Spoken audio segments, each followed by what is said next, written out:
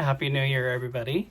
Hopefully everybody's had a chance to watch the movie. Just came out. I've seen it a couple times. I'm going to wait to express my opinions about it or do any kind of analysis or anything like that until I've purchased it for home viewing and I've watched it maybe 1,000 more times.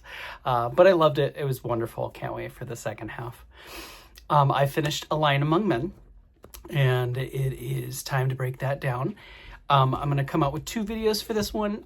The first one's going to be just kind of a breakdown of the plot, and the second one is going to be more of the symbolic stuff, the themes, the general stuff. So of the collection of the Wicked Years, this is the third book, a third installment in a 4-book series. With Wicked being number 1, Son of Witch, A Lion Among Men, and then the next book is called Out of Oz, which I've already started, and so far it's good. It's very good. That was the one that I haven't watched or read yet, so I was excited for it. So this is why I even started these videos in the first place. So to begin with, the story for A Lion Among Men is not the strongest out of all the 3 that I've read. It's a little bit more intellectual. There's a lot less of the plot moving forward and, a lot of like changes in setting and a lot of different elements that are going into that. And it's more focused on a dialogue and an exploration of the sociopolitical issues and the repercussions of Elphaba and what happened with her and her story, and then Lear, and then some other things. So we'll go over that. But like I said, the book is more of a dialogue between Yakel and Burr, the Cowardly Lion. So that is the primary arc of the story. In fact, most of the story from beginning to end or actually all of the story from beginning to end takes place within the Mont Cloister of St. Glinda. And then through their memory and through their stories that they're telling each other is where we get the outside world being brought into this discussion. And the way Gregory Maguire brings the book in is it is Burr, for specific reasons, on a quest to interrogate or to investigate Elphaba, Lear, and their associates, with the ultimate secret, not so secret, agenda of finding information on the whereabouts of the Grimoire. And the reason for that is because Shell is at the time that he first starts talking to Yakel. When he gets to the cloister, Shell is the Apostle Emperor, and they already know about the one book that was acquired by the wizard for the administration of dragons, and they want the rest of the book for obvious reasons.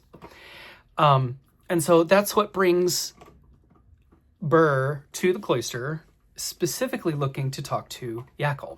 Well, at the beginning of the book, Yakel instructs her sisters to inter her in the crypt so that she can await death. And, the joke here is that she can't die. She wants to die. All of them think she's some supernatural being. And it's actually pretty funny because when Burr shows up to the cloister, Yakel scares the crap out of one of the young Monts, and she goes running up the stairs screaming because she thinks she's just seen a ghost. And it's really just a really seriously still alive Mother Yakel. So with that, Yakel is coming back up from the crypt because she's anticipating the arrival of the lion. And this is, they go into this banter back and forth where they're kind of like spiteful at each other for obvious reasons. They're on 2 different sides of the story, but with ultimately the same kind of goal to kind of fish information out of one another. And really what Mother Yakel yearns for is a conclusion to her own story. And so in A Lion Among Men, we get more backstory into Mother Yakel, the story that we kind of already kind of intuited from the first two books, and it gives us a very specific explanation of who she is, where she came from, and some of the backstory of Burr as well. I mean, we know that he was the lion cub in the classroom that in the movie Fiyero rescues. I liked that. And we know that Burr is the cowardly lion leader with Dorothy, and that plays into his story as well. I'm not going to go detail by detail of each of their backstories, because I think that is something that the book can offer pretty readily. And, more, it's entertaining that way to learn the stories, but it's really not necessary to understand it for the purposes of what we're talking about here with the themes and the general symbolism behind the story, what we're learning. So with the main primary arc being this interrogation of Yakel by Burr, the Cowardly Lion, we learn his backstory, and giving a basic overview after he's grown into a, let's say, young adult. He's introduced kind of by force or kind of, through ignorance into this life where he wants to save a young soldier who's caught in a bear trap. Jonesy, I forget his name, but you think it would be an important lesson, but he kind of has this blithe way of saying, like, all right, well, I'm going to move on to the next story. And, Jemsy, that's his name. And, he, throughout the book, will recall Jemsy and the feelings that he felt internally with regard to Jemsy and how Jemsy affected his young adult life. But he eventually, gets into one of the cities, I think Traum, and there's a troll attack or something along those lines. Like I said, the story tells it better. The point here is that the trolls are kind of trapped in a building by the humans of the town, and through his acts of, let's say, abstinence of picking a side, the end result is the humans think that he saved them, and all the animals or all the trolls were killed, and he's paid a pretty penny, a purse, for his gesture, and given he's kind of given this backstory so that when people hear of him, they're like, oh, the Cowardly Lion, because he basically lay down and play dead. And that there's an important lesson to be learned there, and I'll talk about it when I start talking about more of the less narrative themes. But we get the backstory of Burr. As he is kind of going into society, he's got a little bit of money now, and he's dressing nice, he's renting an apartment, and at this point it is kind of like the book, I would have to really seriously break it down, the timeline, but I think at one point he's, living as a well-dressed, somewhat well-to-do animal in the wizards society of the Emerald City. And as time progresses, he sort of sees the writing on the wall, even though he's one of the last ones, because he's kind of got this notoriety. He's kind of also kind of feeling that he should probably leave. And then we go into his history of what he did after he left and to become an animal again, after leaving society. And so we're kind of talking, or we're kind of touching on his, let's say, his charmed history with the segregation that was forced upon him and his people. He does not necessarily identify specifically to his people. He's a little bit removed from them, whether that's a symptom of his history, being an experiment, being saved by the witch. He's kind of already got a story, so he feels like he's more of a pet to society, I guess. Like they treated him like a symbol of his own in a way, not necessarily like the other animals, and that affords him some leeway, but it also kind of works against him. with his own people, because they kind of see him as a traitor. And I'll talk a little bit more about that in a bit too. So this first video, I'm going to just kind of break down the plot, the subplot, and some like the major revelations that are super important. Then I'll make a second video that'll go over like the more esoteric stuff. So we get some subplots. So we've got the primary plot is the interrogation of Yakel, but there are subplots. So obviously you're getting the backstory of Burr as he tells it to Yakel, because she wants that from him. And we also get the backstory of Yakel as she tells it to him from the beginning. And we learn from her that she was born old and naked in a bed, and she kind of like walked out into society and was like, whoa. And everybody's looking at her like she's some kind of oddity. And she has no clue why she's there, who she is, or anything. She just knows that she was just born that way. And she never had a childhood. She wasn't a young girl. She was never beautiful. And we learn why later. But her history is that she was born without a name, very much exactly the same as the dwarf of the Clock of the Time Dragon, who still has no name, or at least the way he described it in the book is, I don't have a name that I care to share, something like that.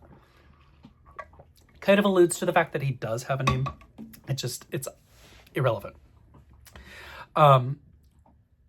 So Mother Yakel has a name, obviously Yakel, but she, explains that she named herself. She was looking at I think it was a store, and there were some like storybooks or something in the window.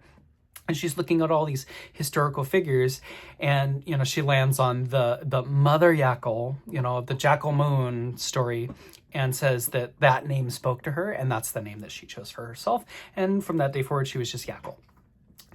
And then we also learn that the reason she's kind of toying with this entire thing is that she's still looking for death. Elphaba's long gone, because in the book she actually does melt when the water bucket is poured on her. And Yakel wants to be free of her obligation to be this witness of history, because, the reason why she sticks around, she secretly knows, and she does share that with Burr, because we learn, obviously, that Lear had a baby, and now there's another green girl. There's another child. And Yakel, as much as she just wants to be done, she's just so tired. She knows that she has to stick around because the story's not done. And so her inevitable goal does eventually kind of align with Burr later, once we get to the ending. One other thing to note also of Burr's story is that as he's progressing through the story, he does make the acquaintance of what he calls a glass cat. It's this frail old feline thing that is just, to him looks like glass, and he names the cat Shadow Puppet, and kind of brings it along with him as a little pet. And it scares one of the Monts, and, it's also, like Yakel, clinging to life, with some unknown supernatural-ish feel. But Shadow Puppet does play a big part later, too. Spoilers.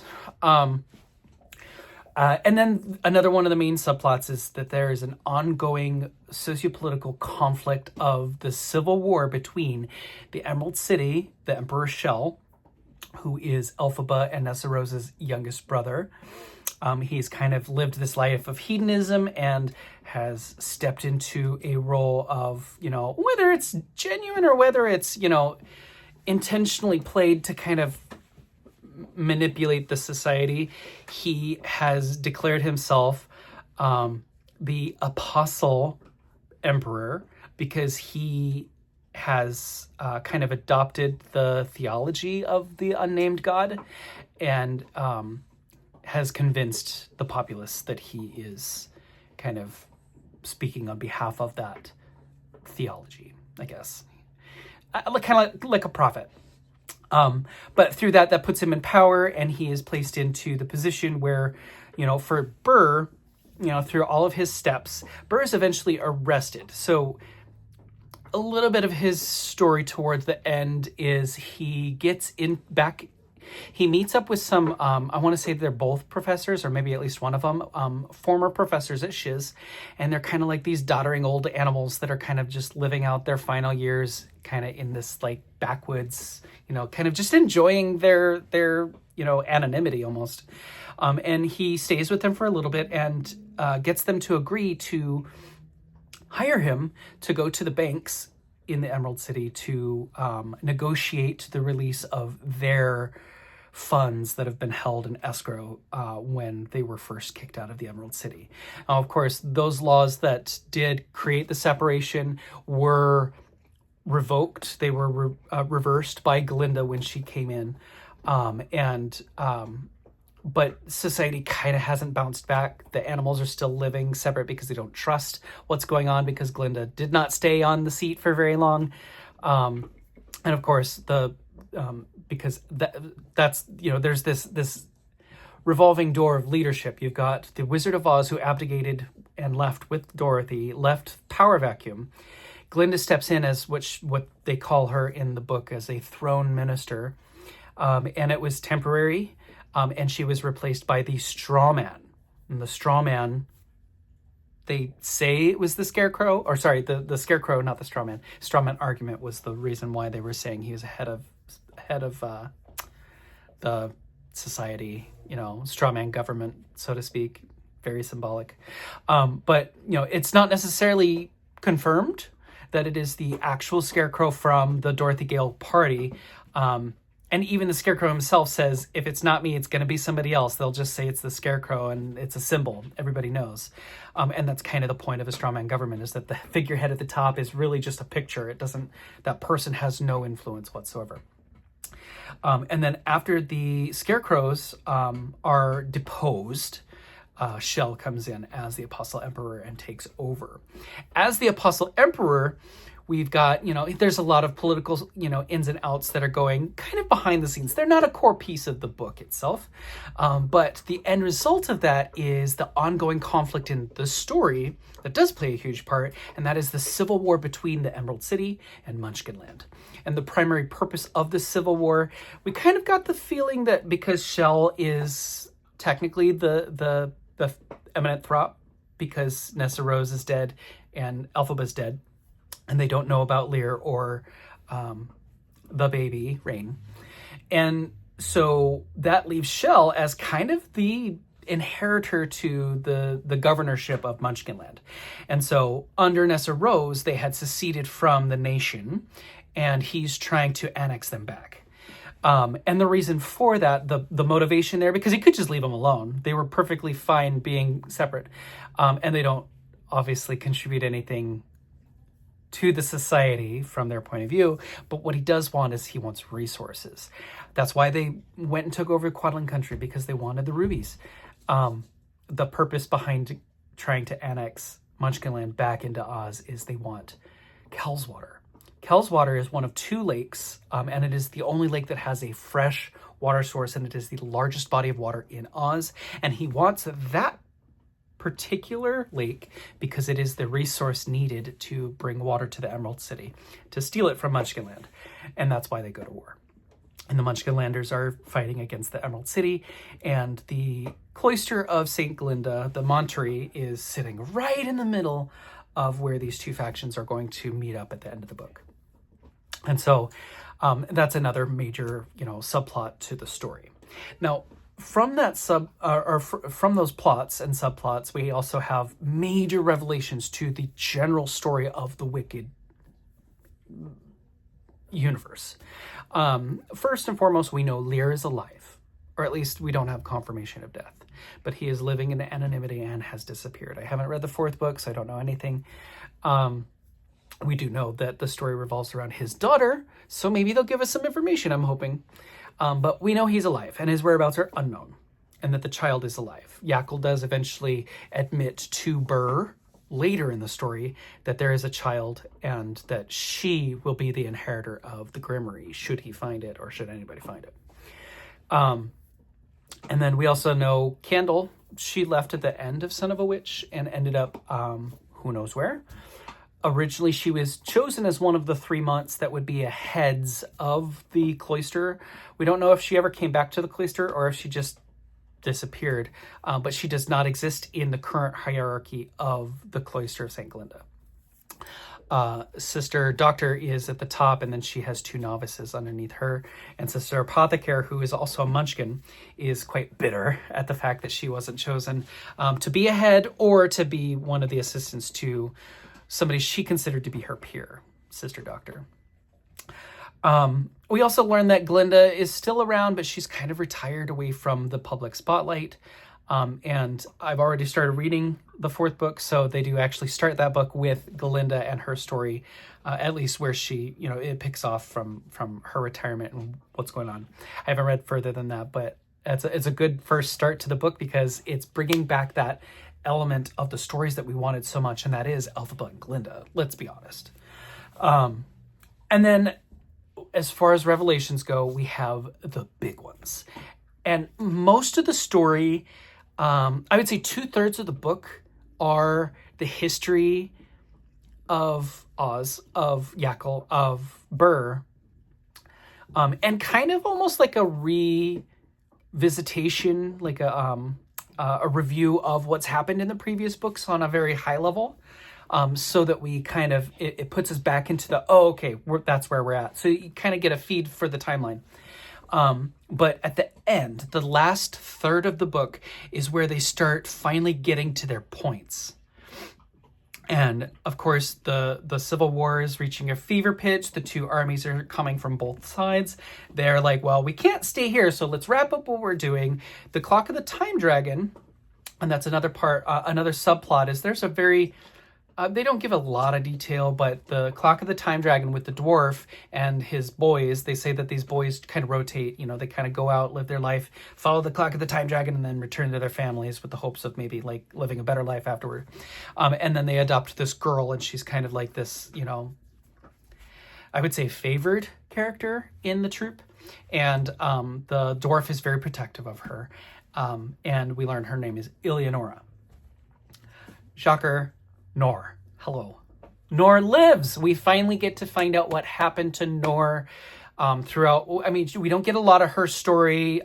There was some kind of, boudoir stuff where she was seducing men and kind of stealing, like a spy, almost stealing information, like a femme fatale. Not necessarily killing them, but like she was sleeping with men to get information. And then she left that life and went with the Clock of the Time Dragon crew. And that is fate kind of pulling her in and bringing her back into the story, which doesn't play a huge part, but it's a great big feeling that you get at the end of the book when you hear her announce that she is Nor. Or she just says, yeah, I'll talk about that in a second.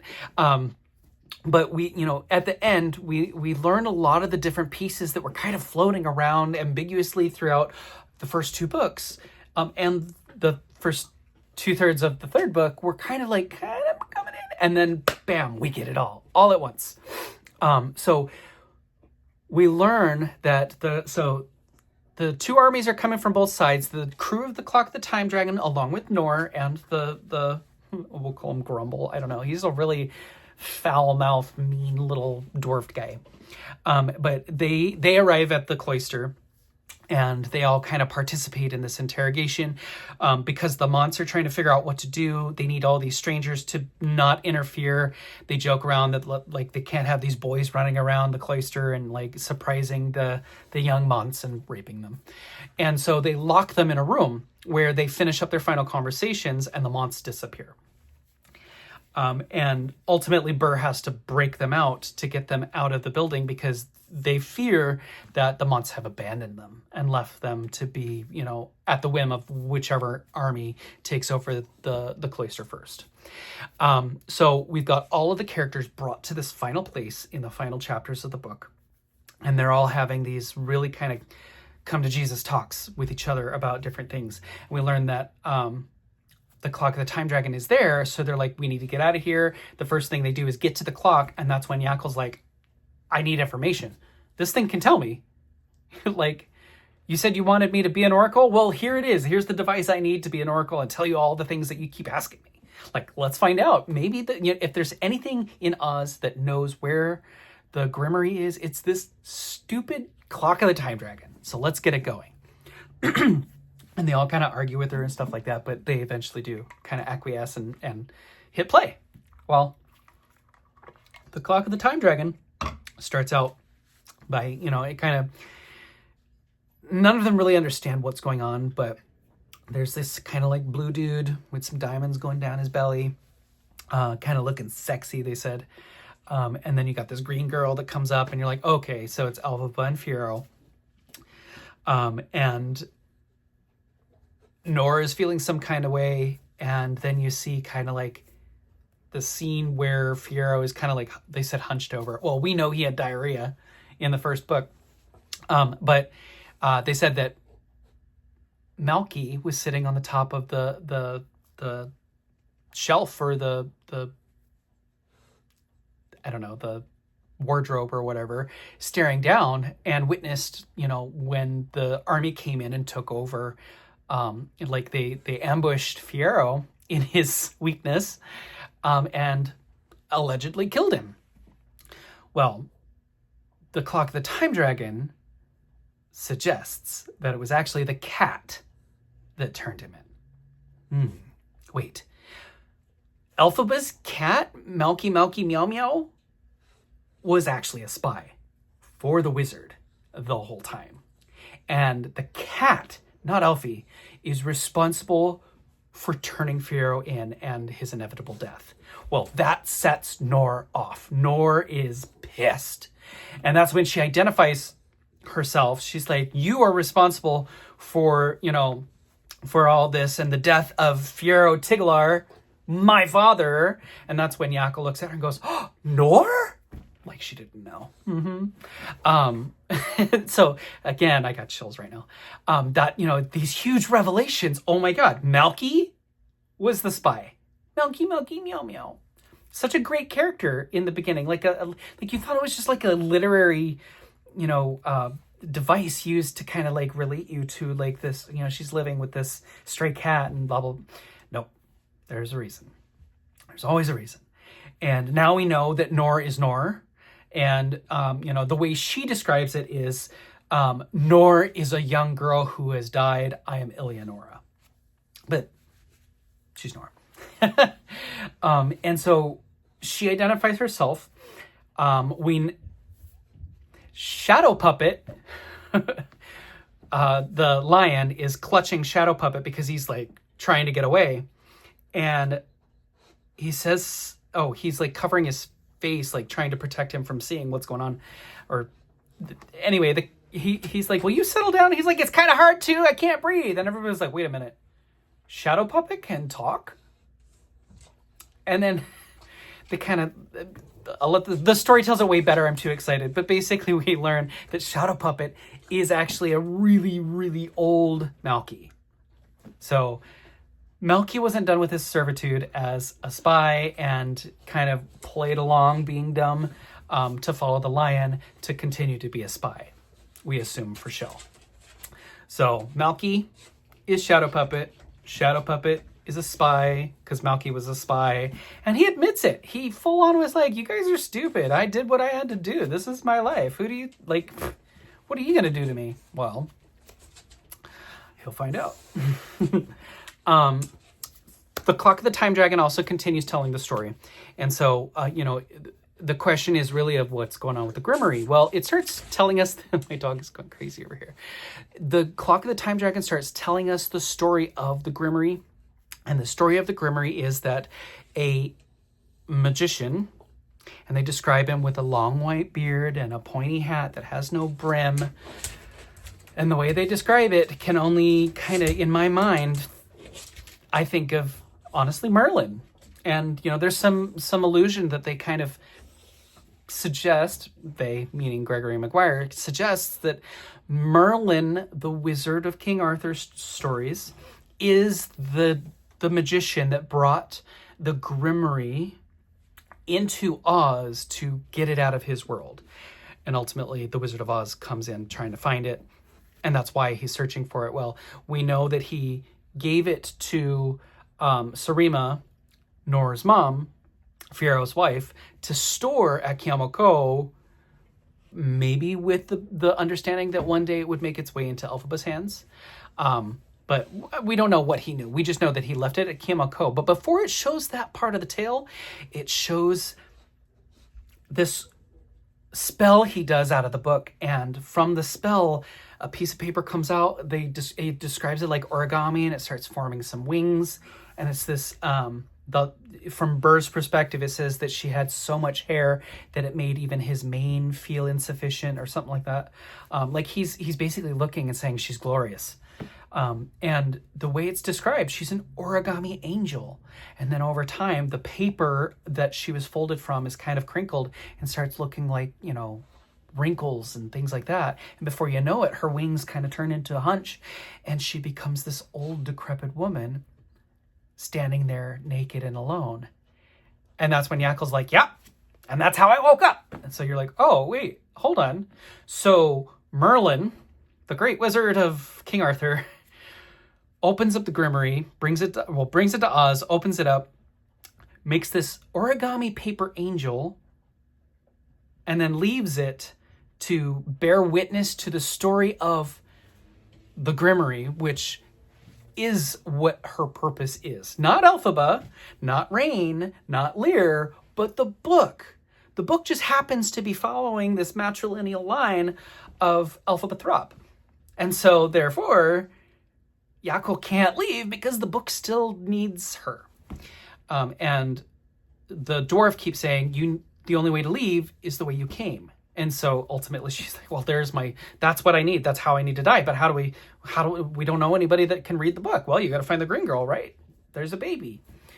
And then that she tells Burr about the baby. He kind of secretly already knows it. They don't share that with anybody, especially Melky, / Shadow Puppet.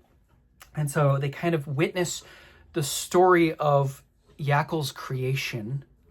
And then as she's, describing it, they're all like, oh, this is starting to make more sense why she's here and why she's so determined to, manifest this book. And then they're like, dude, it's a little play. The book's like this big. It's not the actual book. And the Clock of the Time Dragon does its thing and then reveals, oh, by the way, it had the book the entire time. We don't know how. It was not explained. I don't think it's even necessary to find out. It's just the Clock of the Time Dragon happened to be in possession of the Grimmery that they were searching for the whole time.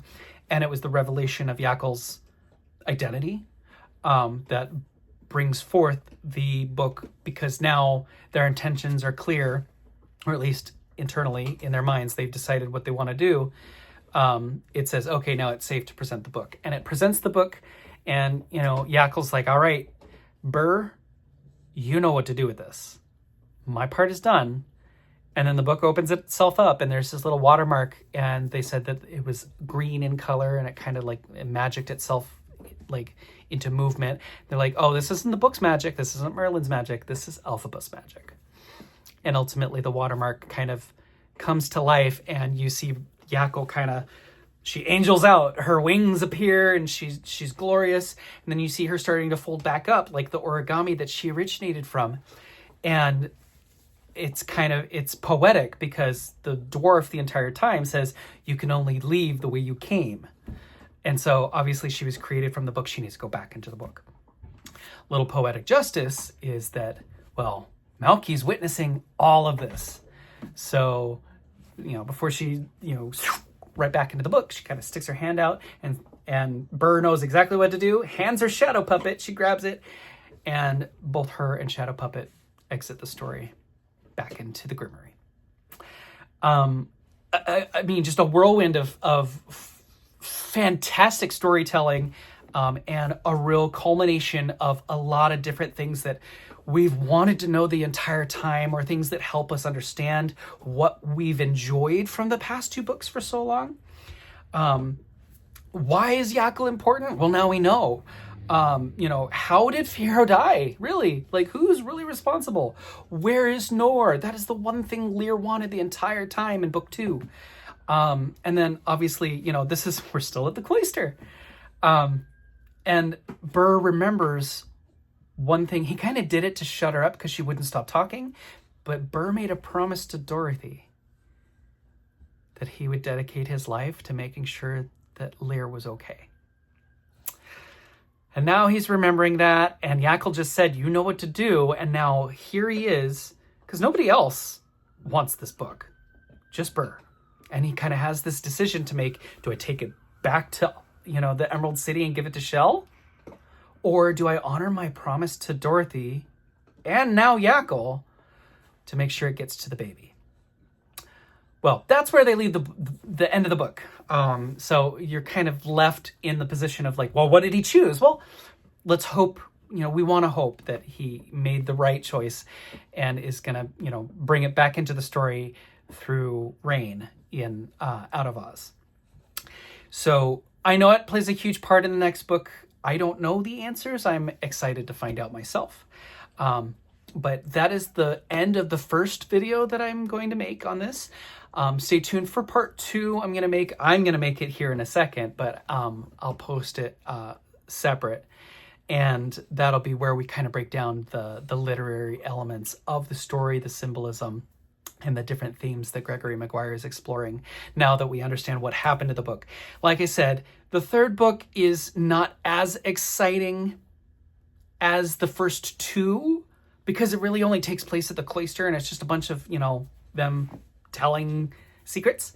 But the ending, that last third of the book was just so jam-packed full of all of the elements of the story that we've loved in the first 2 books, that it makes it worthy of this universe that Gregory Maguire has presented to us.